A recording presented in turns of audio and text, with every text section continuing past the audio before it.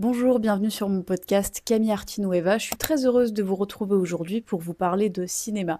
Et oui, ces derniers temps, j'ai vu pas mal de films et ça me ferait très plaisir de vous parler de tout ça. Mais juste avant, il y a eu quelques changements par ici ces derniers temps. Déjà, ça fait très longtemps que je n'ai pas partagé de podcast. En effet, pour ce qui est de YouTube, j'ai créé une nouvelle chaîne. J'ai fermé mon premier compte qui s'appelait Camille Arti. Et j'ai créé ce nouveau compte qui s'appelle Camille Artinueva. Il y a une vidéo d'explication, une vidéo de présentation. Je vous invite à aller la regarder si vous voulez connaître le pourquoi du comment.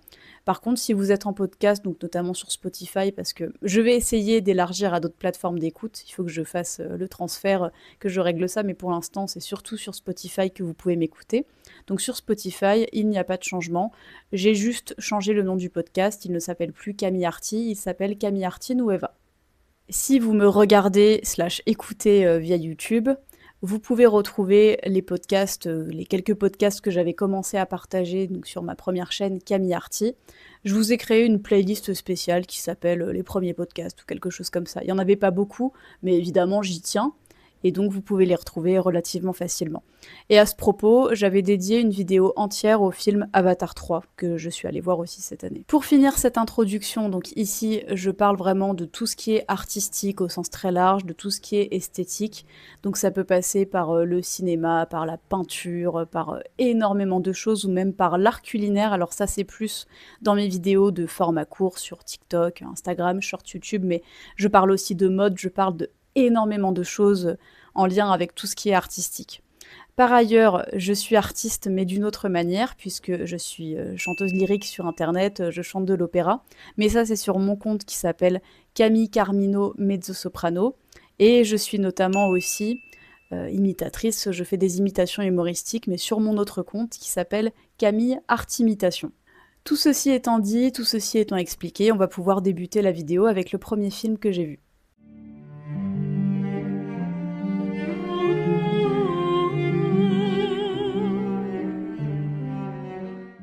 Donc le premier film dont je vais parler, je l'ai vu fin février, ça remonte à déjà pas mal de temps, et c'était LOL 2.0. Aussi, je vais me fier à mes souvenirs, ça sera peut-être pas ultra précis. Bon, dans tous les cas, ma vidéo sera pas forcément précise, mais lui, tout particulièrement, ça sera pas forcément précis. Et donc ce film, j'ai quand même plutôt bien aimé. J'ai trouvé qu'il y avait la même fraîcheur que dans le premier LOL, qui est vraiment, je pense, comme beaucoup de gens de ma génération, donc la génération Z, tout ça. C'est un peu mon film cocooning. C'est un film que j'ai beaucoup regardé, par exemple, quand j'étais au lycée, que c'était le premier soir des vacances, ou quand j'avais envie de passer une soirée tranquille. Je pense que pas mal de gens peuvent se reconnaître là-dedans. Et donc avec LOL 2.0, c'est un petit peu ce que j'ai ressenti, même si je préfère quand même le premier LOL. Je suis allée le voir avec une amie et il y a un truc qu'on a ressenti tout de suite en sortant du film, c'est une grosse bouffée de nostalgie. Alors ça, c'est pas la faute de la réalisatrice en tant que telle, c'est nous subjectivement qui avons ressenti ça. Mais on s'est dit, merde, il y a tout ce temps qui s'est écoulé entre 2007-2008, donc la sortie du premier LOL, et maintenant, ça nous a fait mais comme une grosse claque, vraiment. Donc ça, c'est l'aspect un peu subjectif qui, je pense, a marqué toute une génération, surtout la mienne à mon avis.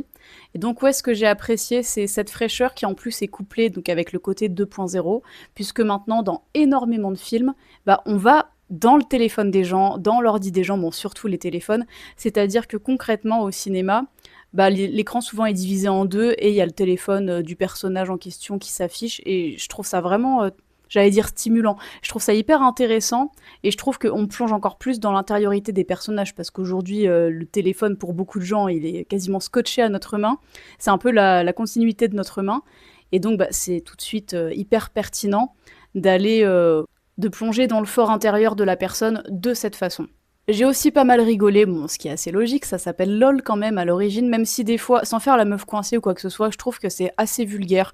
Déjà dans le 1, je m'étais fait pour un petit peu cette réflexion, même si c'est pas très flagrant.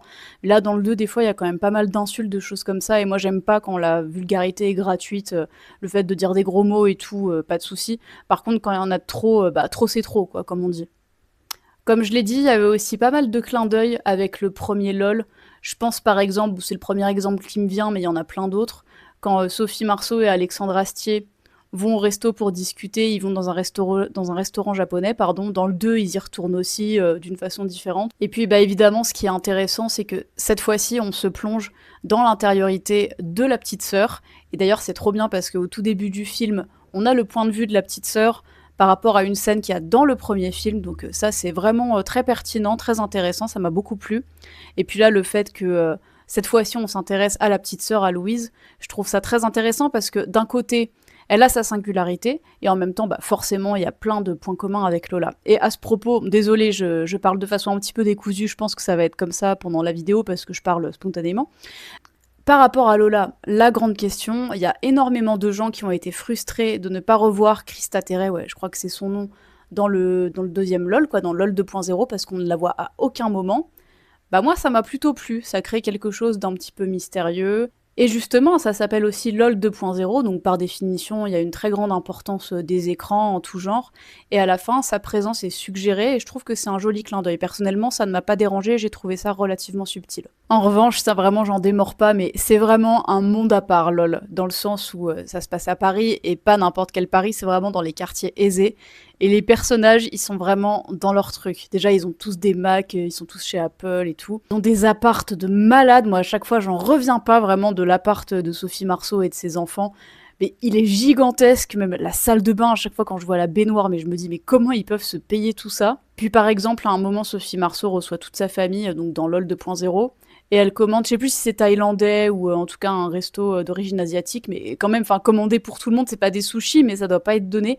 C'est vraiment un monde à part, niveau fric. Et vraiment, ça me tue comme ce film. Je pense que énormément de gens et de générations différentes, de fait, peuvent s'y retrouver. Mais le côté vraiment économico-social, je sais pas comment on peut dire, là, c'est très singulier quand même. Ensuite, alors les films dont je vais parler à présent, je les ai vus beaucoup, beaucoup, beaucoup plus récemment. Ce qui s'est passé, c'est qu'il y a environ 2 semaines, j'ai été invitée chez une personne et on a fait une espèce de marathon de films. Donc on a regardé plein de trucs différents de manière très concentrée. Et il se trouve que j'ai vu pour la première fois Qu'est-ce qu'on a fait au bon Dieu. Parce que ouais, riez si vous voulez, mais je n'avais jamais vu ce film, l'occasion s'était pas présentée. Je sais qu'il est sorti en 2014, que ça fait super longtemps, que tout le monde en a dit que du bien, que tout le monde en a parlé. Moi, il se trouve que je l'avais jamais vu. Et écoutez, bah, unpopular opinion, ça m'a plu, mais sans plus, quoi. Oui, j'ai bien rigolé, oui, c'était bien pensé, c'est drôle, mais j'ai pas rigolé plus que ça. Vraiment, les gens m'avaient vendu ça comme un truc, mais génialissime. Ils m'avaient dit, tu vas voir, c'est super, en plus ça dénonce des choses. Je suis d'accord, mais au niveau vraiment de l'aspect comique, j'ai pas rigolé plus que ça. J'ai passé un bon moment, mais c'est pas un truc que je reverrai. Donc désolée, de fait, j'ai pas forcément grand-chose de spécial à dire, si ce n'est, ouais, que je reconnais, ouais, que c'est un bon film, c'est de qualité, mais j'ai pas envie de voir la suite parce que je crois qu'il y a un 2, voire un troisième, et j'ai pas forcément envie de revoir ce film, tout court. Sachant que, bon, j'ai pas précisé, mais dans les films dont je vais parler, il y en a que j'ai vus au cinéma et d'autres que j'ai vus en DVD, évidemment. Et Qu'est-ce qu'on a fait au bon Dieu? Je l'ai pas vu au cinéma, je l'ai vu en DVD, parce qu'avec la personne, on avait loué pas mal de DVD. Ensuite, donc je suis retournée au cinéma et je suis allée voir Compostelle. D'ailleurs, bah, j'en ai fait un short parce que ce film, je l'ai quand même beaucoup apprécié. Il dure assez longtemps, en plus, il dure 1h45, mais ça m'a vraiment bien plu. Donc Compostelle, ça raconte l'histoire de deux personnages qui se retrouvent à faire le chemin jusqu'à Saint-Jacques-de-Compostelle, mais pas dans un but religieux. En effet, les deux personnages sont les suivants. Il y a une prof qui a fait une connerie à l'éducation nationale qui est mise à pied, et il y a un gamin qui est considéré comme un jeune délinquant, qui est en foyer et tout, et qui participe à cette activité. Ils sont en binôme parce que cette personne qui s'est fait plus ou moins virer de l'éducation nationale s'engage dans cette association, je sais pas comment on peut appeler ça, et les personnes qui sont dans cette association sont missionnées d'emmener un jeune jusqu'à Saint-Jacques-de-Compostelle dans un but éducatif, je sais pas comment on peut appeler ça. Et c'est ce qui se passe pour cette prof qui s'appelle Fred, qui d'ailleurs est jouée par Alexandra Lamy, et elle part avec ce jeune, je suis désolée, j'ai oublié le nom de cet acteur. Là, très sincèrement, j'ai une tonne de choses à faire, donc j'ai pas trop le temps de chercher le nom, mais je l'afficherai pour ceux qui regarderont la vidéo sur YouTube et qui écouteront pas le podcast à proprement parler. Mais donc, ils partent tous les deux. Alors évidemment, au début, ils sont pas forcément très emballés, enfin surtout lui, parce que bah, il est considéré comme jeune délinquant, et il s'aime pas du tout, on a l'impression qu'il a plus aucun espoir en rien. Et petit à petit, bah, évidemment, il va créer une complicité avec cette personne qui a l'âge d'être sa mère. Vous voyez le truc venir. Alors il va pas y avoir une ambiguïté au sens amoureux entre les deux personnages, mais il va se créer un transfert parental, assez inévitablement j'ai envie de dire, mais qui est extrêmement touchant, je pense, dans lequel beaucoup de gens peuvent se reconnaître. Moi-même, j'ai eu une vie familiale très très compliquée, Et chez certains adultes, j'ai pu trouver, on pourrait dire, oui, des parents spirituels, des espèces de tuteurs, avec lesquels d'ailleurs je suis toujours en lien, et ça m'apporte énormément dans ma vie. Donc forcément, ce film m'a beaucoup touchée pour ça, et ce film est fait de haut et de bas, forcément, parce que déjà la marche en tant que telle est difficile, et puis bah forcément, ça renvoie les deux personnages à leurs propres failles, inévitablement. Et donc, ça alterne entre des scènes où ils se disputent, mais jusqu'à hurler, des scènes où ils rigolent à plein poumon, des scènes où ils sont beaucoup plus tendres l'un avec l'autre, encore une fois dans un sens de transfert parental, pas dans un sens amoureux. Mais à ce propos, il y a une histoire d'amour ultérieure donc à la relation entre les deux personnages qui vient se greffer sur ça, donc ça crée une espèce de polyphonie qui est tout à fait intéressante. Puis alors en plus, on a des paysages mais vraiment magnifiques, ça m'a beaucoup plu. Et de fait, j'ai pas forcément vu passer quasiment les 2 heures de film parce que rien que visuellement, esthétiquement, c'était splendide à regarder. J'ai beaucoup aimé pour ça aussi. Ensuite, le soir même, j'ai regardé La Chambre des Merveilles en DVD. Et ce film a un point commun avec d'autres films que j'ai évoqués avant, puisqu'il y a Alexandra Lamy dedans. Et puis, ce film a été réalisé par Lisa Azuelos, donc la même personne qui a réalisé LOL et LOL 2.0. Là aussi, j'ai plutôt bien aimé ce film, je l'ai trouvé vraiment touchant. Je pense quand même que j'ai préféré Compostelle, mais je l'ai trouvé vraiment touchant. Alors, c'est une adaptation d'un roman, là aussi, je vous l'afficherai parce que j'ai plus en tête. Et ça raconte l'histoire d'un petit garçon qui tombe dans le coma après un accident de skateboard. Et sa maman, donc jouée par Alexandra Lamy, trouve le journal intime du petit garçon, donc qui est à peu près en 5e, il me semble, et elle constate qu'il a fait une liste de choses qu'il rêve de faire.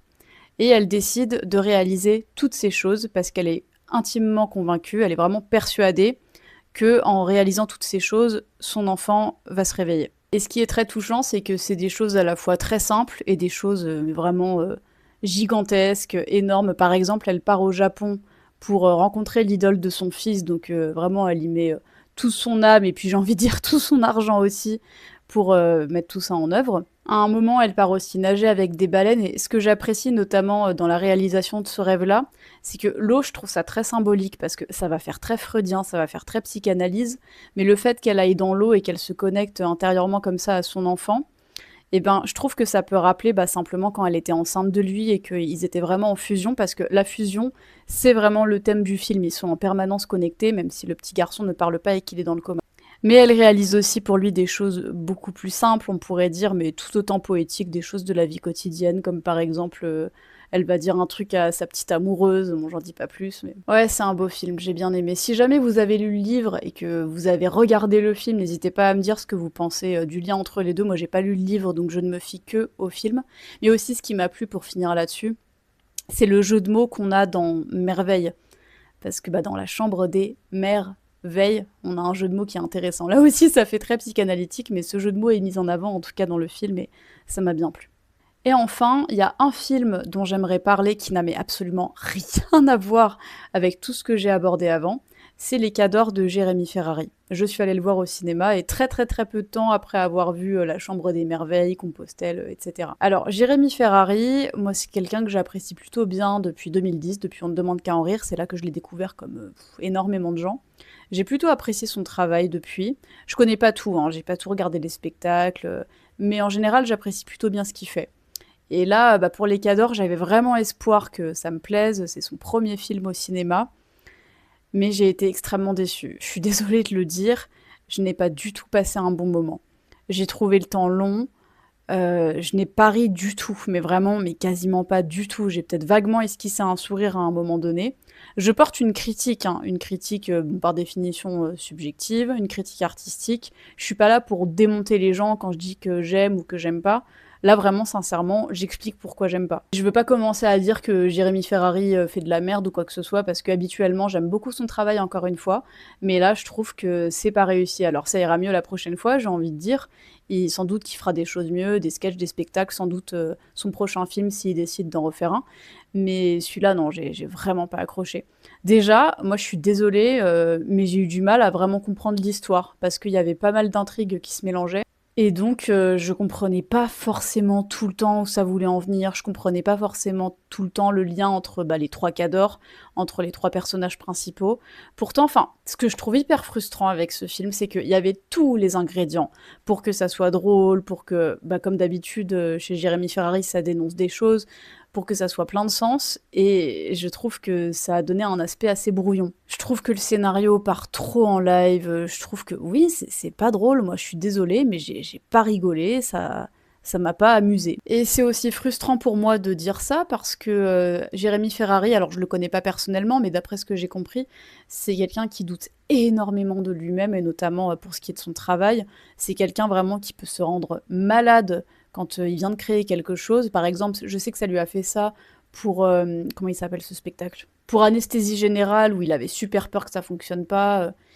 Mais là, je suis navrée, sincèrement, ouais, je n'ai pas apprécié ce film et encore une fois, j'apprécie beaucoup son travail en dehors et je suis certaine que dans le futur, il fera des choses bien mieux que ça. Mais là, le film, j'ai trouvé que c'était décousu, que c'était pas drôle, que ça mélangeait trop de trucs. Vraiment, j'ai à peine esquissé un sourire et j'ai trouvé le temps hyper long. Voilà ce que je peux vous dire sur ce. Bah, n'hésitez pas à vous abonner au podcast, ça me ferait super plaisir. N'hésitez pas à liker, à commenter, à partager, toujours dans la bienveillance et le respect. Ça aiderait beaucoup mon algorithme. Par ailleurs, j'en profite pour vous le dire, mais outre mes 3 comptes artistiques, j'ai un autre compte qui n'a rien à voir avec toute cette patte artistique. En effet, ce compte s'appelle Sophie Enquête en 3 mots, et dessus, j'aborde des sujets de réflexion plus ou moins légers.